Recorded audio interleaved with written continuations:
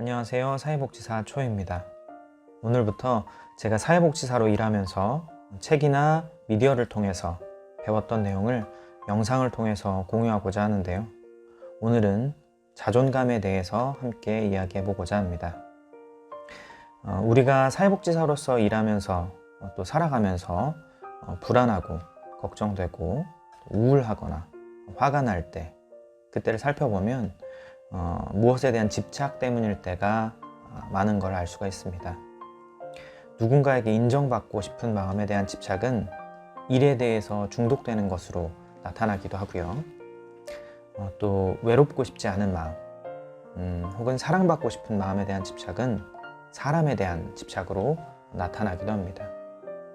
물론 모든 마음에 대한 불안의 기원을 집착으로 설명할 수는 없겠지만 내 감정이 어떤지, 그리고 그 감정이 어떤 집착 위에서 자라난 것인지 알아차리게 되면 알아차리기만 해도 마음이 좀 더 편안해지게 됩니다. 감정에 매몰되지 않고 차분히 감정을 멀리서 떨어져서 바라보게 되는 거죠. 그러면 내 집착은 왜 발생하는가 생각해 보면 나 자신을 있는 그대로 사랑하지 못해서, 혹은 나 자신을 인정하지 못해서 일 때가 많이 있습니다.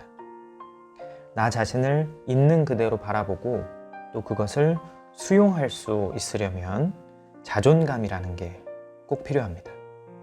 그래서 자존감은 행복을 찾아가는 문고리가 될 것입니다. 자존감이 낮은 사람은요, 스스로를 받아들이지 못한다고 합니다. 나 자신에 대해서 인정하지 못하고, 혹은 완벽하기를 갈망하거나 스스로를 비난하거나 스스로의 모습을 보기 싫어서 회피하기도 한다고 합니다. 그래서 나 자신의 가치를 증명하기 위해서 어떠한 도구를 자신과 동일시한다고 하는데요. 일을 자신과 동일시하거나, 혹은 사람을, 타인을 자신과 동일시하거나, 아이를 자신과 동일시하기도 합니다. 문제는 그것이 행복을 보장해 줄 수 없기 때문입니다. 그리고 더욱더 큰 문제는 그렇게 행복의 열쇠를 타인에게 줄 때 나는 내 행복을 스스로 찾을 수가 없게 됩니다. 내가 어떤 것에 종속되는 그런 상태가 돼버리는 거죠. 그래서 자존감이 중요합니다. 나를 올바르게 바라보고 스스로를, 자신을 사랑스러운 존재로 느껴야지만 내 행복을 내가 찾을 수 있게 되기 때문입니다. 나 자신을 올바르게 사랑하면 일과 나를 분리할 수 있게 된다고 합니다. 일을 하다가 실수한다고 해서 심하게 나의 자존을 해치지 않습니다. 몰아붙이지 않고요. 일을 잘 못하더라도 나는 있는 그대로 괜찮은 나이기 때문에 그렇게 몰아붙이지 않는 겁니다. 그러면 이렇게 질문할 수도 있을 겁니다. 아니, 그러면 열심히 일하지 말라는 건가요? 지금 세상살이가 얼마나 고되고 힘든데 조금만 쉬었다가는 경쟁자들에게 금세 내 자리를 위협받는데 그렇게 열심히 일하지 말라고 하는 건가요? 라고 질문을 할 수도 있을 겁니다. 그럴 수 있습니다. 그리고 그게 올바른 말일 수도 있습니다. 그런데 문제는요, 이렇게 집착 위에서 비롯된 열심은 자신을 갉아먹게 된다고 합니다.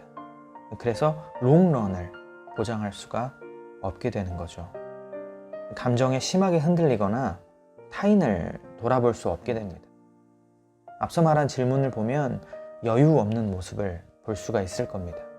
급하고 전전긍긍하고 불안해하는 모습은 오히려 나의 역량을 100% 발휘하지 못하게 합니다. 그리고 앞서 말했듯이 그런 집착은 타인도 해칩니다. 집착이 시야를 좁히기 때문에 그렇죠. 그래서 자존감을 높이는 일은 나 자신을 보호하기 위함도 있지만 타인을 보호하기 위함도 있습니다. 모두가 함께 행복하게 살기 위해서 사회복지사라는 직업을 택했는데 결국에는 내가 사라지고 행복을 전달하지 못하는 상태가 되어버린다면 이게 얼마나 허무하겠느냐는 거죠. 오늘 하루 나에게 자신을 사랑해주는 말 한마디를 해주는 건 어떨까요? 다정한 시선으로 자신을 향해 따뜻한 말 한마디 해주는 건 어떨까요? 여태껏 자신을 향해 몰아붙였다면 자신을 향해서 미안하다고, 내가 너무 나를 아끼지 않았다고 사과해보는 건 어떨까요? 그리고 고요하게 내면을 살피고 자신에게 눈길을 포개어주는 건 어떨까요? 지금 그대로도 괜찮다고, 잘해왔다고, 당신은 참 괜찮은 사람이라고 말이죠.